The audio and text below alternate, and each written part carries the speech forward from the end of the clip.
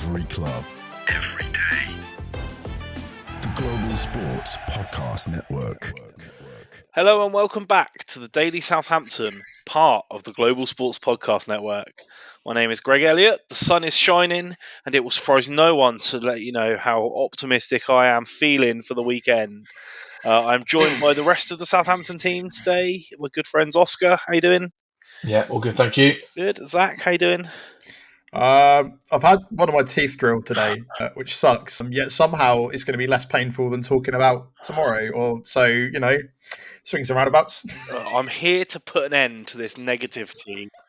I listened to the crossover and I'm not having it, right? I'm not having it. Oh, I can't wait to tell you. I can't wait for you to tell, for you to tell us how suddenly Suleiman is going to score a hat trick. Paul's going to get a winning goal. It's going to be 4-3 or something really exciting when we've not scored a goal in what feels like forever, and we seem to be, putting potentially Aaron Ramsdale at centre back and then slotting McCarthy behind him because why not? Look, come on, mate. Liverpool are going to be playing a rotated team. They've got bigger fish to fry than us. We've got nothing to lose. Nobody is expecting us. Even I am not going to be predicting a win today, ladies and gentlemen. It has to be said because it's top versus bottom. They are in fantastic form and find ways to win when they even don't play great, as we saw against PSG, and we find ways to lose even when we play well, like we saw against Man United. So nobody's expecting anything. The pressure's off. And so that is why I think it's time for us to step up to the plate. It doesn't matter. There's no... Right. I'm sorry, Greg. I'm sorry. This isn't to devastate any of the optimists out there. But why do you... The point is what do you mean it doesn't matter? So because there's no pressure, we should suddenly start playing amazing. Where is that from our team the rest of the season? There wasn't pressure the first 20-odd games, but they still managed to bottle job it every single time we almost got a point. A couple of times due to the ref. But once you're off to a losing start, once you're 4 or 5 games in and we were sat on no points for the longest time, the pressure's already building by that point. This is really the first point in the season where we're relegated, everyone's accepted that. There's no 1,000 Doctor Strange meme of 1,000 realities and we win none of them, right? We're playing top. So all those 4-0 losses were them playing with a lot of pressure on their back, and now all of a sudden, because there's no pressure, they're going to play with that freedom. Yeah, there is pressure. Until we beat 6 goals. Until we beat Derby's point record, mate, there is pressure. Because that pressure is to be, just to make it clear, not the worst team in Premier League history. But this isn't the that game. Is the bar. Nobody, even the team, aren't looking at this game and going, this is the game where we're going to beat that record. It's just not the expected outcome. But the fact that you think we're not going to get battered, I think where my cognitive dissonance comes in is the fact is, why is all of a sudden in your mind they're going to play amazing because no one expects them to do anything against Liverpool? I don't think they're going to play amazing. I just don't think we're going to get battered. Also, if you're right, if they're playing the B team and they put 2 past us and go, don't really need to do anything else, that in my mind is almost as bad. But it's just, again, I think, as Oscar pointed out yesterday, it's just an improvement in performance and something that I would like to see from the various players is just, I guess, I don't know, just a bit of fight. Like, you're on the world stage against potentially the best team in the world. Like, don't embarrass yourselves. So that's what I'm hoping comes out of it. Right, that is the ideal solution. I don't want to predict a 4-0 loss every week, mate. It's just the problem is at the moment we're on a really good track record of losing every week 4-0. Yeah, I don't know. Look, I don't plan to attack this with logical reason. It's just part of the process. I'm really sorry that I'm trying to apply logic to your vibes. You're right. It's just part of the process. With the sun's shining, we're back out. Football hasn't ruined my weekend in almost 2 weeks. We're back to be to fair, that. Greg, I think that was that line you just said was Sports Republic's strapline for this season. Haven't got any particular reason to be optimistic, but we're going to go for it on blind faith. We're going to do it anyway. Yeah, Sports Republic, don't try and apply logical reason. You're right. That is upsettingly accurate. But no, look, there is some cause for hope, right? Like they've had time on a training pitch. They've True. had a night out at the box-in watching a local lad win. Maybe we can play some players in their correct positions and actually give it a go. You tell me we've got centre backs, Greg. You know, are centre backs finally a thing? Right. Do we care about centre No. backs? Is that a I thing? don't know. Are we hoping too much, Oscar? Are we going to see a team where all of the players play in their almost correct position? I think we're probably in a better position in terms of players we have available. I'm really worried about the man for man. I said it yesterday. The man for man system against Liverpool's front three, whoever they are, to be honest, it could even be Nunes. I just think unless if he changes something, then fair enough, and we'll see whether he's going to or not. Who knows? Is it crunch time for Juric? Like, with all of the reports coming out this week, and we've talked about on the podcast about he's basically gone at the end of the season, come hither or dither. Is that motivation for him now to try and turn that opinion round, or is this just not worth watching for the rest of the season? Like, I think he's gone either way. If I'm right? honest, I think it's too far down the road for him to. Well, having said that, again, if you get one positive, doesn't even have to be a positive result, but a positive outcome from the game, and then we go and beat Wolves, and then we build from that. Then but even then, I still think they would go down, reset, change the manager if it is going to be Danny Roll or whoever it might be. So actually, I think probably for Juric, it's a case of he needs to make sure that he gives himself enough credit in the bank for whatever his next job's going to be, in my eyes. Because coming into a team at least joint in line with the worst team in Premier League history and then whimpering out as the worst team in Premier League history isn't great for the CV. Making the worst Premier League team in history even worse. Yeah. I feel for the guy, but I feel like the last game was really the crunch time, right?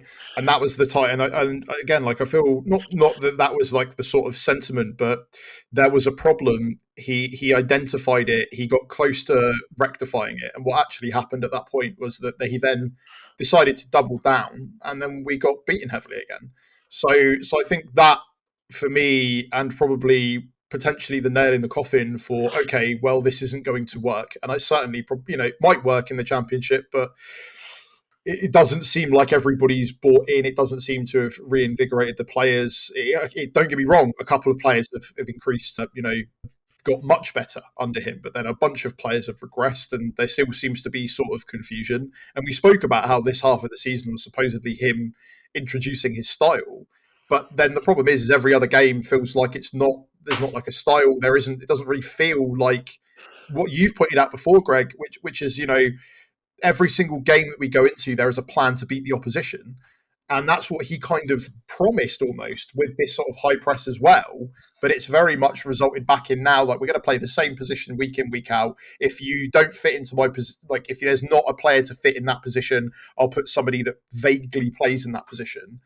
And I think that you can kind of tell that it's kind of not in the same way that like when Martin went, it was a big dramatic exit. You can kind of see over the last kind of couple of games that any faith in him has petered out, not just across the fan base, but seemingly across a couple of the players. And then also from the board's perspective, the fact that there is this much information coming out about a new manager when we're like only 9-10 games into his tenure and they said, oh, he's definitely not leaving in the summer, says a lot to me, because this information must be coming out because there must be conversations happening, unless everyone's just decided to make it up because it's boring at Sheffield Wednesday at the moment. But Oscar, before we head into the break, is it likely this has always been the plan? And like if that interview with TalkSport that Dragan Sodak did, I mean, he couldn't really have said anything else, could he? Like, no. I personally, I think so, because I mentioned it yesterday. Like, I think had we gone and got Roll in January when we replaced Russell Martin, the likelihood was that we were going to struggle anyway, because we don't have the quality and we didn't have the money to be able to buy the quality we needed. So I think they knew it was always going to be a rough second half of the season. If we then had paid 6 million compensation for a role. And that's the manager they want. It doesn't necessarily have to be him, but they get a manager that they want for the long term. And we go along to the end of the season. And as we've probably seen this year, it doesn't matter if Pep Guardiola took this team. I don't think they were going to get out of trouble, or whoever. And so maybe he was the intended to sort of take the hit, really, until the end of the season, or maybe see if he can change something. Which is why I'm fairly sure there's a break clause in that can be activated from either side, from either the club or from the manager. So I personally think that that's probably what the situation is. And they thought, well, you know what, it's a free hit, it's a free agent, so we're not going to lose any money, and then see how it goes, and we can break ties at the end. And if it all goes pear-shaped, because I think maybe they learned from Nathan Jones, that's the man they wanted in the Championship, and he used up all of his rope, shall we say, within the first, I don't know how long he was there for. So yeah, I think that's probably what their thought process was, but that's just conjecture, of course. I think it makes sense, and I've seen some tweets flying around from the Sheffield Wednesday press conference today that suggest that maybe Danny Roll is showing no interest in being at Sheffield Wednesday next season. So whether that's conjecture or not, who's to say? Right, we're going to give our best shots at some predicted lineups, but first a message from our partners. Your body is unique, and Global Sports Podcast Network has partnered with Bionique, the world's most personalised supplements. Bionique provide 100% tailor-made supplements, designed to deliver precisely what your body needs at exactly the right levels to optimize your health. No guessing. So click the link in the show notes. Use the code GSPN2025 for 40% off your first month's subscription. Bionique. Don't settle for off-the-shelf solutions made for just anybody. Get what's right for you right now. Your body is unique. Okay, and we are back. So, Zach, I'm going to throw it over to you first. What are you thinking? How do you think we're going to line up? What's the optimistic lineup here? What are we hoping for? What am I hoping for? Wellington. Fighting between him and Kyle Walker-Peters to put Seguar on the right, but I just think that Wellington's played a lot better at the moment. I would like to see 3 centre-backs in the centre-back position. I could not care less whether they were left or right-footed. If Jan is back, then Jan. If Taylor Harwood-Bellis is back, then Taylor Harwood-Bellis. As much as James Bree has done all right, I would love to see either, I never thought I'd say it, but Stevens or just a centre-back in a centre-back position, which would be really, really pleasant. Has Armut Bolakotchap done enough to retain his space in the side? Maybe. Are they going to, is he going to get prioritised over anyone else? No, probably not. Will I blame him when he inevitably goes in the summer? Not even slightly. So an actual defensive line of defenders, I think, would be a solid start, and not people sort of being forced into weird positions they're not into, especially against a team where, as you've already pointed out, Oscar, man-to-man, we are going to get absolutely wrecked if we do not have people playing in their correct positions. So that's my defensive line. Midfield, probably slightly more difficult, but realistically, Ugo Chukwu probably needs to be in there, right? Without a shadow of a doubt. And then you're going to want to see Matty Fernandez as a starter without even thinking about it. Onuachu to kick the ball to. Sulemana again, because he's really, really good. Wow. And for some reason, specifically against Liverpool as well. 2 goals in a game, admittedly 2 years ago, but here we are. And then who do you put on the right? Well, I'm assuming Dibbling, but then also are we finally going to see the thing we all keep wanting, Greg, which is Cameron Archer and Paul Toole, and they're going to do it at a Liverpool game where we're never intended to score, and then we won't score. They'll be like, see, it didn't work. And I'm like, we're playing the best team in the world. What are you doing? Yeah. No, you're right. Am I missing a space? I might be missing a space, but who knows at this point?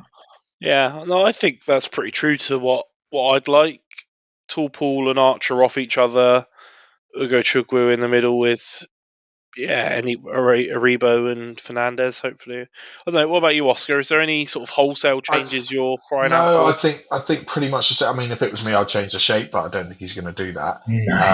And it's whether it's a sort of I don't quite know with him whether it's a 3-4-3 or a 3-5-2, with sort of Fernandez either sitting as like a false nine or as an attacking mid. I'm not too sure which way he goes around it. But for me, the only question mark, I would agree with everything you said. I think if it's going to be Archer, it would be Archer and Topol, or Archer and Sulemana, as in as that front two. I'm not sure about how much Dibbling is going to even get on the ball, to be honest. I'd rather have that option to play it over or onto Topol. I don't think we're necessarily going to be able to get the ball into feet too much. And then the only area where I think really is a question mark is the centre backs, depending who's fit. And I agree, and I'd have Stevens, Ben-Narek, Carwell Bellis if that was the first choice, or maybe Nathan Wood, but again, doesn't seem to be in favour. And then it's just that other centre mid spot. I think you've got Ogachukwu who's got to be there. I think Fernandez has got to be there in the 10 or as that third midfield player. It's just who drops in there. Do you go Downs and have two, which again I'd like to see. I mean, I think defensively against Liverpool, especially when their midfield three is strong, I think you would probably want a solid base for Ogachukwu and Downs. Aribo's been one of our better players, so do you drop him? So that would probably be my question mark, Downs or Aribo in that other centre mid spot. Is Downs worthy of it? Because Downs has had a lot of positions this year, a lot of this season specifically, of losing the ball, which results in goal scoring opportunities. You give a goal scoring opportunity to Mo Salah, Yeah, and I know that he's been out, partly due to disciplinary reasons, and I know that everyone deserves a second chance. As Greg said, if the game doesn't matter, quote unquote, then I guess fine. But in my head, if it's something we want to try and keep at least it not being a drubbing, in my head it's keep Aribo in over Downs, right? And then and if Downs is mad about that, it's kind of like, well, you've put yourself into the position you're in now. And I don't know if it's you should just get to start against Liverpool just because it's like you've had a few no, games. I agree. I mean, what I'd say is Downs, in theory, you'd like to think is stronger out of possession, which I imagine will be more in this game. Aribo is probably stronger in possession. The question with him is just not necessarily work rate, but just defensive awareness and how much. I realise it sounds stupid considering he's been playing centre back for the last month, but you saw from the corner is when against Chelsea is his first thought to get back and defend. Bear in mind, I'm fairly sure at Rangers he was predominantly a winger. So yeah, that's fair. That's a very fair point. So yeah, exactly. That's why I'm between them. I agree. Downs obviously hasn't got anywhere near where he was last season, and maybe that is reflective of the level. So yeah, that's why I'm umming and ahhing between the two. Yeah, I think that's fair. I don't know about Downs. I kind of see both sides of the coin. It's a real tricky one, but I don't think I would be disappointed to see either of those names on the team sheet, to be honest. And that's the sort of decision that you're kind of happy with either way. There are some names in certain positions that don't have that goodwill, right? So what you're trying to say is that you're happy with either of those people, but not Will Smallbone. Well, I didn't want to come out and say that. Yeah, but at the same time, it's like, again, best team probably in the world right now, right? Like, and especially, running away with the Premier League. We were talking about yesterday. We talked about, is the title pretty much wrapped? Kind of. Could it be a banana skin? It's not been a banana skin for anyone else so far. So, do you want to be starting your strongest players out of all of the players that we have? Is Will Smallbone one of the strongest? No, that's not any disrespect to Will Smallbone. The other players are just better than him. I'd forgotten about him, and now you mentioned it says him, a lot, I'm fairly sure that he will probably start him. Again, for me, like, he's another one where if you want him in your team, it's when you're going to be dominating possession, and that's just not going to happen in this game. He did work, in fairness to him, he worked hard in the Chelsea game and chased hard and kept running, but I just think he gets overwhelmed in midfield against the ball. I've never had a problem with his work ethic. I've find it really hard to come across on the podcast. Like, I have no problem with Will Smallman whatsoever. I just don't think he is.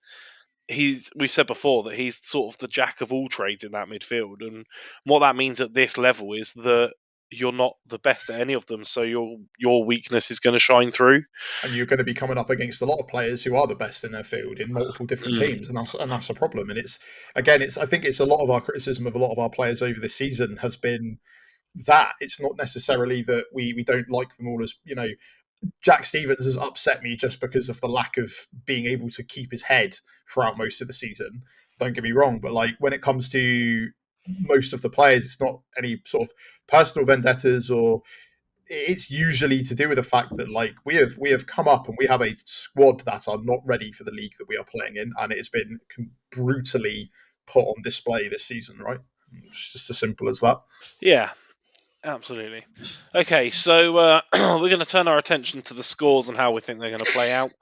But first, a message from our partners at Zencastr. So here at the Global Sports Podcast Network, we spent a lot of time selecting our delivery platform. Zencastr came out the clear winner, with 4K video recording from your phone and AI editing that automatically removes all those ums and ahs. It's super easy to start a podcast that sounds great and is delivered efficiently. If you're ready to tell your story, check out the link in the show description to learn more about Zencastr. Okay, and we're back.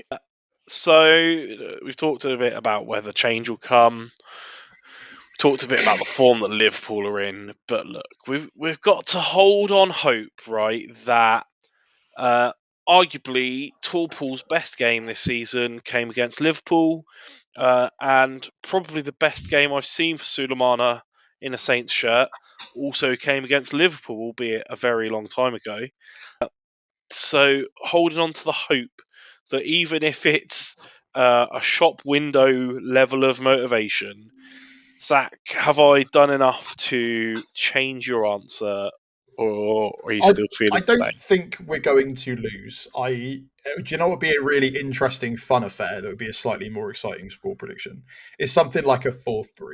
So if we're going by your kind of trying to drive hope into me with a hammer and nail at this point, whether I like it or not, the idea that it ends up not being a drubbing, the idea that they sit back and then we score, and they'll still do Liverpool things. So they'll still go, oh, goodness gracious me, we're now drawing with Southampton, better quick score another goal. A 4-3 would still show a level of fight, and it would show that we can score. Do I think realistically my answer has changed? No. For the sake of balance, I'm going to go losing, but 4-3, because at least that way it's going to be an exciting thing to watch on Saturday, as opposed to just watching us get dropped. Does that make you feel better? A little bit, yeah, actually. How about you, Oscar? I've just been looking. Juric is currently doing his presser right now. Interesting. And he said again that he needs to adapt. And against the Brighton game, he made mistakes, but they didn't have Ben Arrow or Harbour Bellis. And that we need to get the press perfect and with a low block. So that's interesting, because a low block's not something I've seen from him before. So that's very honest as well. That was the worst game that I have coached. Oh, that's pretty brutal. Yeah. He's been fairly self-deprecating, to be fair to him. Not that it's all on him, but there's some other bits and pieces I'm sure we could dissect at another time. But that interesting going into a low block, because we haven't seen that at all. It's been very much not that at all. So maybe I've that's swung my optimism a little bit. Maybe I'll shuffle down to a 3-0. A big change. That's fair. I'll take it. It's an improvement. All right, look, I alluded earlier that I'm not going to be predicting a win today, which might be first for the season, but I realistically think that there is a very possible outcome of the game, and that is a 1-1 draw. It's still really optimistic, but at the same time, if what he is saying is true, if he has learned his lessons and he is now extremely scared for his job, because that press conference currently that we're missing reeks of, oh my goodness me, that speculation in the media is less than speculation, and I would really like to continue to be employed. However, so maybe it will be good. Who knows? Yeah, I did see one line written down that I don't know if it just hasn't translated well into text, but I read it as, I don't know, I live in the moment. So that's... I think he said as well that there's no injury concerns. So maybe, is it Ross Stewart's return? Oh. Whoa. Ross Stewart and Tom Paul up front together and shell the ball into the box. Nathan Jones would be delighted. He doesn't know who he is, unless he's accidentally wandered into the physio department, in which case he just thinks this guy lives there. I have a big feeling that he probably has never met him. Yes. No, I think a 1-1 draw with a goal from Sulemana.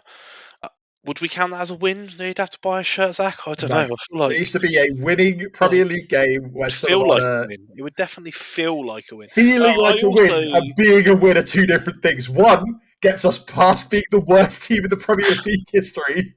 The other gets us 2 points behind that. I also see a world where a realistic possibility is like a 0-0 draw, where we manage to have like 4 or 5 good clear-cut opportunities that Alisson pulls out world-class saves from, and they have 4 or 5 really good opportunities that fall to Darwin Núñez. Oh, it's so mean, but also very funny. And actually, I think Rusk's involved again now, isn't he? So maybe he's told him how he got our first and only clean sheet of the season. This is how you defend, and that's what we're going to roll with. Maybe don't stand right on top of Mo Salah and Núñez and leave them 40 yards to run behind your slow centre-backs. Look, I'm not saying... Look, if you fancy, even if you just bring it down to a foot race, you don't fancy Jan Bednarek to outpace Salah. Well, I think it'll be tight, but no. I am not saying that they need to learn from NFL, but I will say that the Philadelphia Eagles won the Super Bowl because their defensive line was solid. And it's baffling to me that people in football seem to think otherwise, that you could just kind of you could just outscore your opponents constantly. We watched it, they tried to do that with Burnley, and it just didn't happen. And we've not managed it. So please, just somebody give these people lessons on defending. Yeah. Someone somewhere.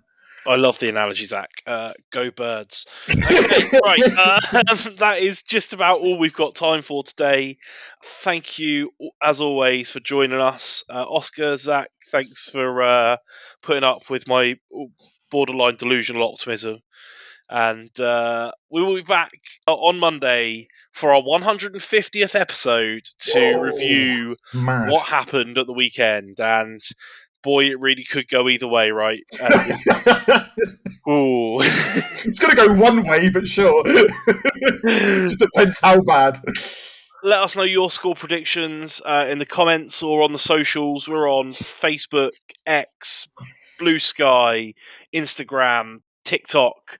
I think that's all of them. Global Sports Podcast Network YouTube channel. Absolutely. There is a playlist called The Daily Southampton. That is where you can find us. Give us a like, give us a subscribe. Go and see what Liverpool have to say if they're feeling quaking in their boots after narrowly scraping past PSG and they put on a brave face for the crossover. Who knows? We will see. We'll be back Monday. Until then, up the Saints. Come on, boys. Every club, every day. The Global Sports Podcast Network.